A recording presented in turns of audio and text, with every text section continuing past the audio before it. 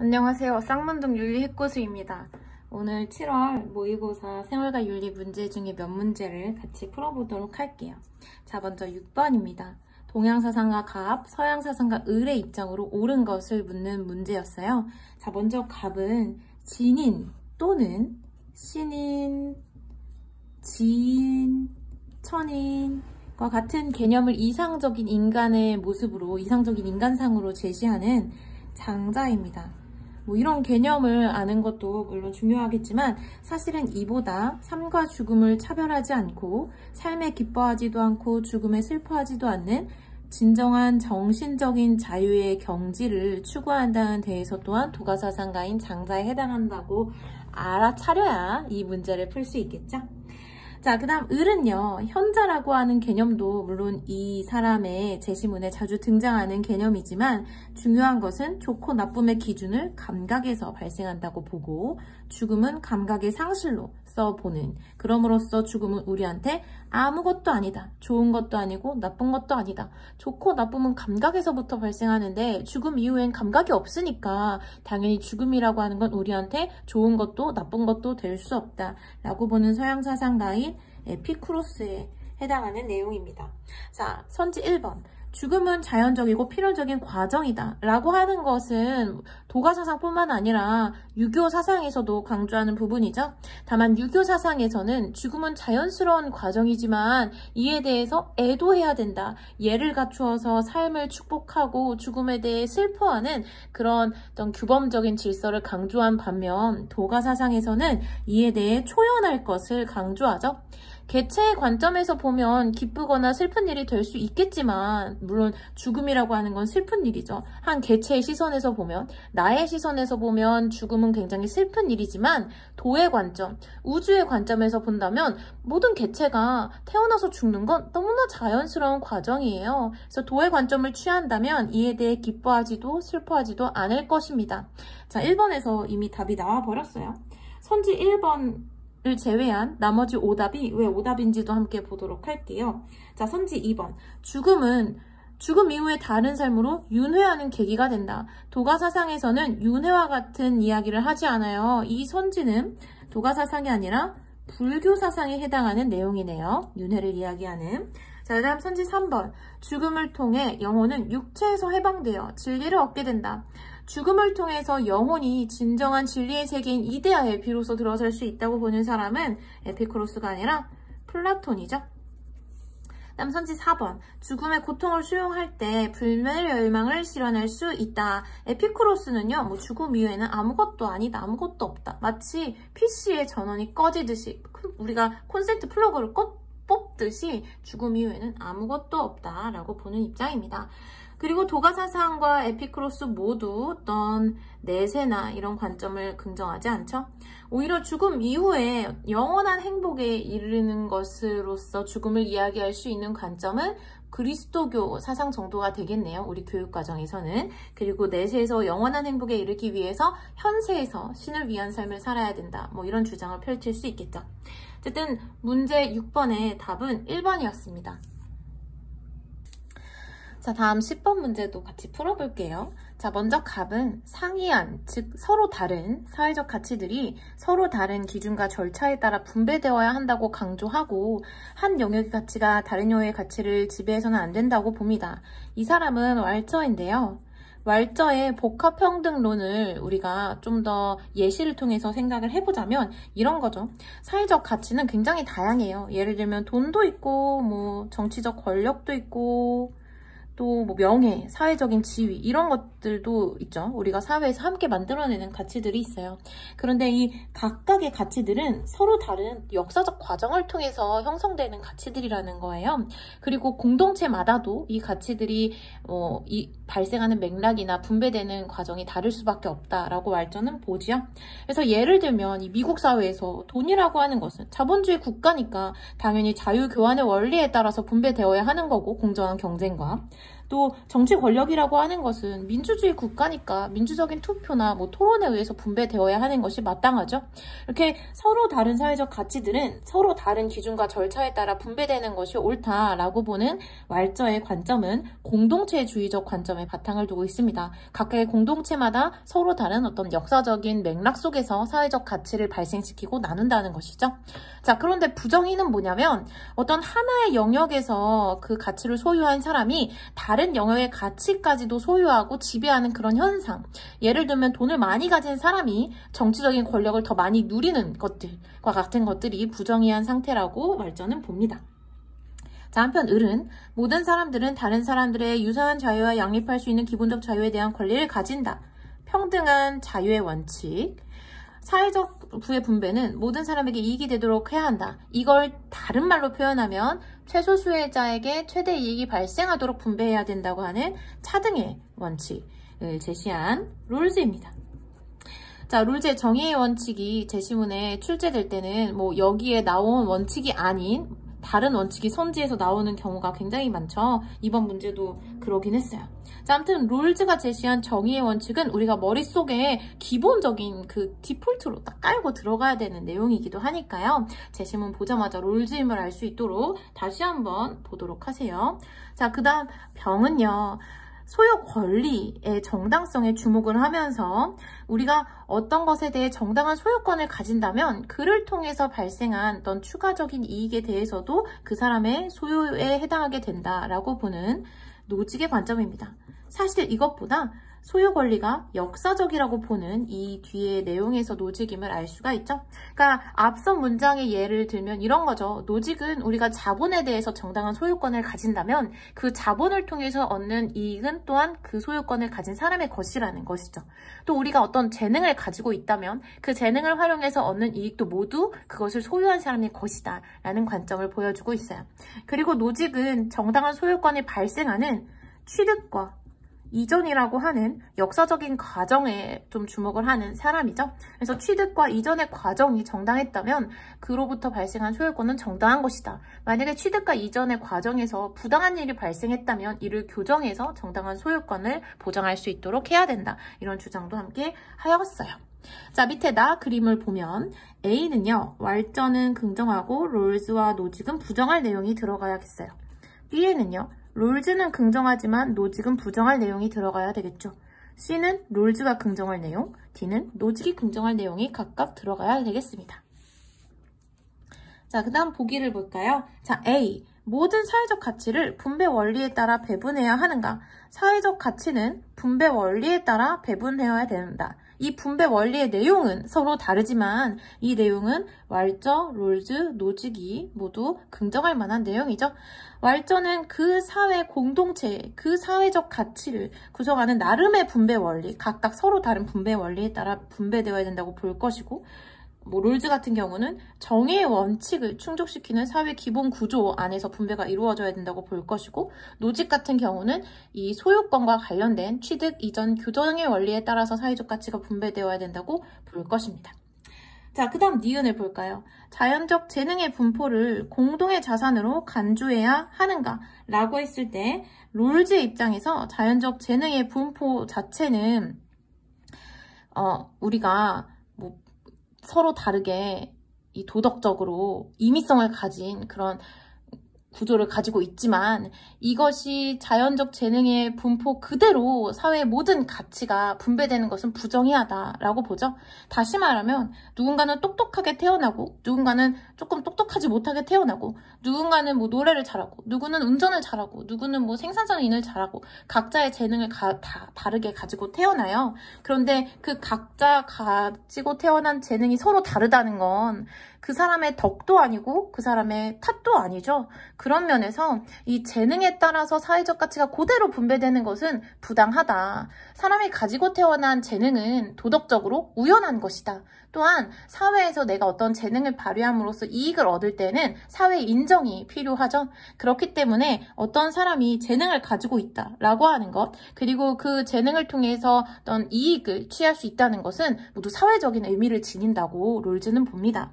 그래서 사회적 재능의 분포는 공동의 자산으로 간주되어야 하고, 재능을 활용해서 얻는 이익은 정의의 원칙을 충족시키면서 특히 차등의 원칙이라는 사회 구성원 모두에게 이익이 되는 방식으로 그러한 이익을 누릴 수 있어야 된다라고 봅니다.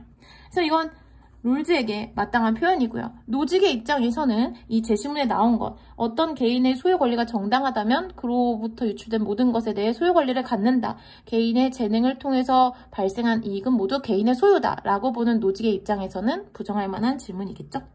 자, 그 다음 디귿. C. 명령할 수 있는 직책에 접근할 수 있는 기회를 누구에게나 부여해야 하는가? 롤즈는 당연히 yes라고 할 거예요. 왜냐면 공정한 기회 균등의 원칙이 있으니까요. 자, 그 다음 D. 자유롭게 이전한 소유물도 교정의 대상이 될 수 있는가? 자, 노직의 입장에서는 자유롭게 이전하였다고 하더라도 취득의 단계에서 부정의가 발생할 수 있죠. 그런 경우에는 교정의 대상이 될 수 있습니다. 그래서 정답은 5번이었어요. 다음 14번입니다. 사실 난도 자체가 높은 문제는 아니었지만 많은 학생들이 늘 헷갈려하는 해외 원조에 관한 문제니까 한번 짧게 훑어보도록 할게요. 자, 먼저 갑은 자신에게 도덕적으로 중요한 일들을 희생시키지 않는다면 모든 사람의 이익을 평등하게 고려해서 절대 빈곤으로 고통받는 사람들을 도와주어야 한다. 이익 평등 고려의 원칙에 따라서 나한테 큰 고통이나 어떤 희생을 발생시키지 않는 선에서 절대 빈곤으로 인해 고통받는 사람들을 도와야 한다. 그것이 윤리적 의무다라고 보는 싱어의 입장입니다. 싱어는 이익평등 고려의 원칙 하에 아주 강력한 세계시민주의적 관점을 가지고 있는데요. 어떤 국적 불문, 그 사람의 어떤 인종 불문, 심지어 싱어는 동물이라고 하는 인간 종을 넘어선 범위까지도 이익평등 고려의 원칙을 주장하는 사람이니까요. 인간의 세계에서는 당연히 아주 강력한 세계시민주의적 관점을 가지고 있으리라고 우리가 추측해 볼 수 있습니다. 이익평등 고려의 원칙에 따라서 절대빈곤으로 인해 고통받는 사람들을 도와야 한다. 그것이 원조이고 그것이 우리의 윤리적 의무다라고 보는 것이 싱어의 관점입니다. 한편 을은요, 원조의 목적은 고통받는 사회가 질서정연한 사회가 되도록 돕는 데 있다라고 보는 롤즈의 입장이죠. 자, 롤즈의 생각은 그런 거예요. 어떤 한 사회가 심각하게 부패해 있고 공정한 분배가 이루어지지 않는다면 아무리 외부에서 도와줘 봤자 그 사회의 사람들의 인권이 개선되지 않는다.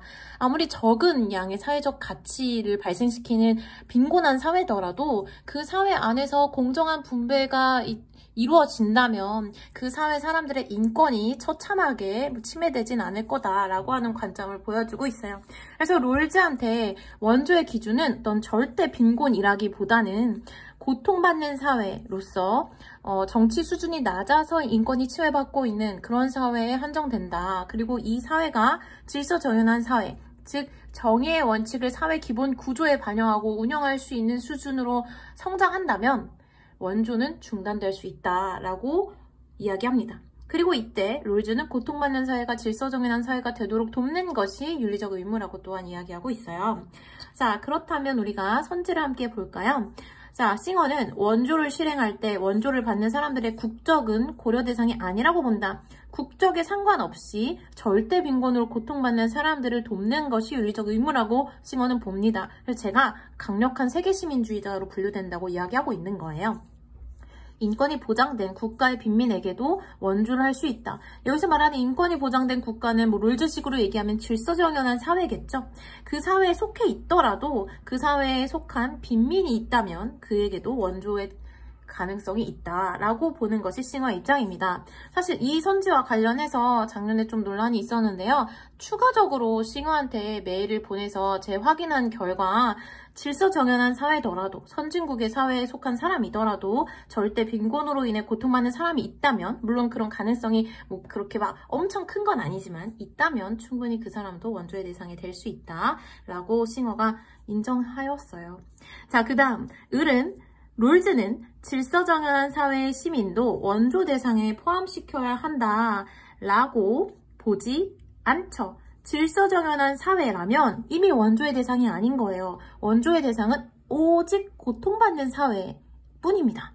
그렇기 때문에 정답이 3번이었어요.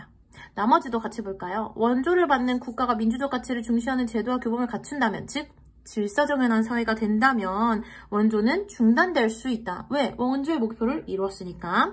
싱어와 롤스는 모두 원조는 자선의 차원이 아니라 윤리적 의무임을 강조하였다. 이것은 모두 다 맞는 서술이고요. 원조를 자선의 차원으로서 긍정한 사람은 누구예요?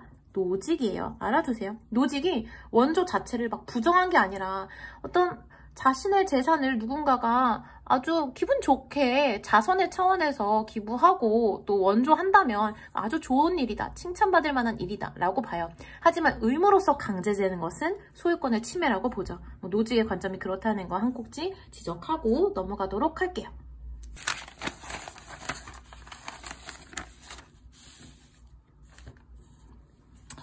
다음 15번 문제입니다. 자, 우리가 맨날 어려워하면서도 공부를 해도 또 어려운 동물 권리론과 관련된 문제인데요. 저하고 함께 차근차근 풀어보도록 할게요. 자, 먼저 갑은 도덕적 의무를 질 수 있는 인간. 다시 말하면 도덕적인 의무를 질 수 있다고 하는 건 도덕적인 행위 능력이 있다는 뜻이기도 하죠. 오직 인간에게만 도덕적 의무가 요구되고 오직 인간만이 도덕적인 행위 능력을 지닌다. 오직 인간만이 도덕적인 주체가 될 수 있다 라고 하는 것은 모든 윤리학의 기본적인 관점이에요. 근데 이 사람은 이 인간에 대한 의무 외에 다른 존재에 대한 의무는 없다고 보네요. 인간 중심주의자네요. 그리고 동물이 인간에게 수행한 봉사에 대한 관사는 인간의 간접적 의무다. 자기 자신에 대한 간접적 의무다 라고 보는 칸트의 입장이네요. 자, 칸트는 인간이 이 동물을 오랫동안 나한테 봉사해준 말이나 개한테 존중을 표하는, 감사를 하고 뭐 자연을 파괴시키지 않고 보존하는 그런 것들이 의무인 이유는 인간성을 지키기 위해서라고 보죠. 동물이나 자연에 파괴적인 행동을 하는 사람은 다른 인간에 대해서도 그러한 행동을 할 그런 가능성이 높아지기 때문에 인간성을 보존하기 위해서 동물을 학대하지 않아야 되고 자연을 보존해야 된다라고 칸트는 주장하죠. 자, 그 다음 도덕적, 심미적 관점을 담아서 옳고 그름의 새로운 윤리 기준을 마련해야 된다. 새로운 윤리 기준이 필요하다. 근데 그게 뭐냐면 생명 공동체의 구성원인 인간이 대지의 사용에 대해서 이익의 문제, 경제적인 관점에서만 접근하는 것이 아니라 이 도덕적, 심미적 관점을 적용해야 된다라고 보는 레오폴드의 입장이네요. 자, 레오폴드의 대지윤리 관점이 나왔어요. 자, 그 다음 도덕적 행위 능력과 무관하게, 다시 말하면 도덕적 행위 능력이 없더라도, 다시 말하면 인간이 아니더라도 인간과 일부 동물은 존중받아야 할 도덕적 권리를 갖는다. 그들 각자는 고유한 삶을 살아가는 삶의 주체이기 때문이다. 삶의 주체라는 키워드에서부터 레건임을 알 수 있죠. 자, 갑은 칸트고 을은 레오폴드고 병은 레건이에요. 요새 이 셋 조합이 자주 나오는데요. 자, 이 A, B, C, D, E, F의 비판의 방향을 잘 보고 선지와 매칭을 처음부터 잘 시켜야 이렇게 형식 자체가 어려운 문제의 정답을 실수하지 않고 찾아 나갈 수 있어요. 자, 선지 1번.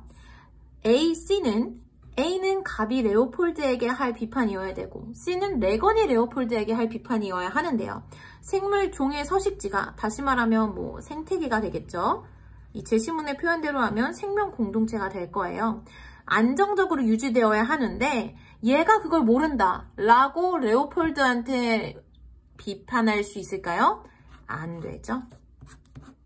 자, 그 다음 생명 공동체 구성원 간에는 도덕적 책무가 있는데 얘가 그걸 간과한다. B는 레오폴드가 칸트에게 할 수 있는 내용이어야 하는데요. 칸트는 도덕적인 어떤 직접적인 의무가 인간에게만 한정된다고 보는 입장이긴 해요. 하지만 이 선지는 레오폴드 자체가 할 수 없는 이야기입니다. 왜냐하면 생명 공동체 구성원 사이에 도덕적 책무가 있는 게 아니거든요. 아까 뭐라고 했어요? 도덕적 의무를 지닐 수 있는 존재는 인간밖에 없어요. 도덕적 행위 주체는 인간밖에 없어요. 도덕적인 능력을 지닌 존재는 인간밖에 없어요. 그런데 이 인간이 도덕적 행위를 할 때 어디까지 고려해야 하는가가 이 주제의 쟁점인 거예요. 도덕적인 행위의 주체는 인간이다 라고 하는 것은 모든 사상가들의 공통점이라는 거 한 번 더 기억해 주세요. 그 다음 D는요. 레오폴드가 레건에게 할 수 있는 비판이어야 하는데요. 인간뿐 아니라 다른 구성원도 도덕적 지위를 가지는데 레건이 그걸 몰라 라고 레오폴드는 이야기할 수 없죠. 왜냐면 레건은 인간이 아닌 다른 구성원, 일부 동물, 한 살 이상의 정상적인 포유동물, 다른 말로 삶의 주체에 해당하는 동물도 도덕적 지위를 지닌다고 보기 때문에요. 이건 레건에 대한 비판으로 합당할 수 없어요. 그 다음 E는요. 레건이 칸트에게 할 수 있는 비판이어야 하는데요. 목적 그 자체인 개체의 권리를 존중해야 하는데 칸트가 그걸 모른다? 아니죠. 목적을 지닌 개체의 범위가 다를 뿐이죠. 칸트는 이성적인 존재가 목적 자체로서의 개체라고 보고 레건은 삶의 주체가 목적 자체의 개체라고 보죠. 그리고 이들이 권리를 지니고 그 권리에 대해 존중하는 것이 의무다라고 보는 의무론적 관점을 둘 다 취하고 있어요. 자, 그 다음 F는요. 칸트가 레건에게 할 수 있는 비판이어야 하는데요. 동물에 관한 의무는 인간의 의무에서 도출되는데 레건이 그걸 모른다. 칸트에게 동물에 관한 의무는 간접적인 의무뿐이죠. 인간의 자신을 위한 의무로서 동물에 대한 간접적인 의무가 발생한다고 보죠. 하지만 레건은 어때요?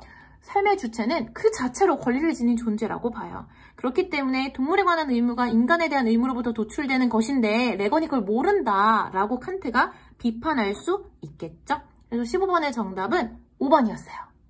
마지막 19번 문제입니다. 국가의 보존과 범죄자의 보존은 양립할 수 없다. 국가를 보존하기 위해서 범죄자를 보존할 수 없다는 이야기네요. 살인을 저질러서 계약을 파기한 자는 계약론의 관점을 가지고 있는 사람인가 봐요. 스스로를 국가의 구성원이 아니라고 선언한 거다. 살인을 저질러서 계약을 파기한 자는 적이고 이러한 적에 대해서 우리는 추방이나 사형만을 논할 수 있다라고 보는 사람 루소에 해당하는 내용입니다. 자, 루소가 나올 때는 언제나 일반의지라고 하는 키워드가 함께 나왔는데요. 이런 경우가 있을까봐 제가 학교 학생들한테는 늘 루소 하면 일반의지가 나올 확률이 98%라고 이야기했어요. 이 2%의 상황이 지금 7월 학평에 나와버렸네요. 자, 아무튼 하지만 일반의지가 없어도 계약론의 관점에서 살인을 저지른 자에 대한 사형을 긍정한 관점은 우리가 루소밖에 배우지 않았죠. 자, 그 다음 을은요. 형벌이 어느 한쪽이 다른 한쪽보다 기울지 않는 동등성의 원리에 따른 것이어야 된다. 다시 말하면 잘못에 대한 책임으로서 형벌이 완벽하게 비례해야 된다라고 보는 칸트의 입장이에요. 이 동등성의 원리, 보복의 원리, 응보의 원리, 보복법, 동해보복의 원리 다 같은 말이고 내가 잘못한 만큼 내가 되돌려 받는 것으로서 형벌의 경중이 결정되어야 된다고 칸트는 이야기하죠. 그래서 살인에 대한 형벌이라고 하는 것은 삶과 죽음이라고 하는 것은 너무나 다른 것이기 때문에 다른 사람의 생명을 빼앗은 잘못을 다른 어떠한 것으로도 대체할 수 없다. 나의 목숨을 내놓음으로써 사형을 통해서만 거기에 대해 응당한 책임을 질 수 있다라고 보는 것 또한 칸트의 아주 중요한 관점입니다. 마지막으로 병은요. 형벌은 타인의 범죄를 억제시키기에 충분한 정도의 강도만을 가져야 된다. 형벌의 정당화를 어떤 범죄 예방 효과에 기초해서 정당화하는 공리주의적 관점과 함께 종신노역형이 바로 그 효과적인 형벌이라고 보는 베카리아의 입장이 제시가 되었어요. 자, 이때 A, B, C, D에 각각 들어갈 내용이 보기에 옳게 제시가 되었는지 함께 검토를 해보도록 할게요. 자, 먼저 A는 루소에게만 해당하는 내용이어야 하는데요. 국가가 살인자의 생명을 빼앗는 것은 정당화될 수 있다. 사형을 긍정하는 입장은 루소만의 입장이 아니죠. 칸트에게도 긍정되는 입장입니다. 그래서 저는 여기 집합에 새로운 E라고 하는 영역을 써놓고 이걸 E라고 바꿀게요. 이건 칸트와 루소 모두 긍정할 내용입니다. 그 다음 B는요. 칸트에게만 해당하는 내용이어야 하는데요. 형벌은 공적인 정의를 실현하기 위한 수단이다. 형벌은 공적 정의를 위한 것이다. 라고 보는 이 서술은 모두에게 긍정될 만한 내용이죠. 그래서 저는 이걸 D라고 보도록 할게요. 그리고 이 공적 정의가 뭐냐에 대해서는 해석이 조금씩 달라질 수 있는 것이죠. 자, 그 다음 C는 베카리아에게만 해당하는 내용이어야 하는데요. 공익의 실현이라는 공리주의적 관점에서 사형은 유용하지 않다. 공익을 실현하기 위해서 사형보다는 종신노약형이 훨씬 더 유용하다라고 보는 베카리의 관점으로 적절합니다. 또한 이 공리주의적 관점을 취하고 있는 것은 가불병 중에 베카리아밖에 없었어요. 자, 그 다음 D. 모두에게 해당하는 내용인지 봅시다. 위법행위의 경중에 비례해서 형벌을 부과해야 된다. 아주 상식적인 차원에서 가벼운 범죄에는 가벼운 벌을, 무거운 범죄에는 무거운 벌을 내린다 라고 생각해도 이 내용을 여러분 이해할 수 있을 겁니다. 19번의 답은 5번이었어요. 자, 이것으로 7월 학평의 해설을 마치도록 하겠습니다. 기존에 출제되었던 핵심적인 선지를 활용한 내용이 많이 출제되었는데요.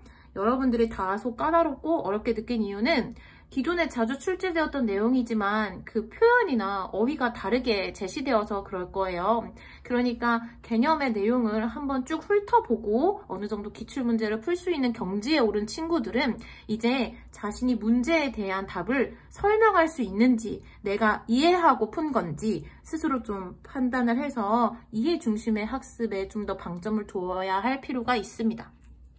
아무튼 오늘 이것으로 마치도록 할게요. 안녕!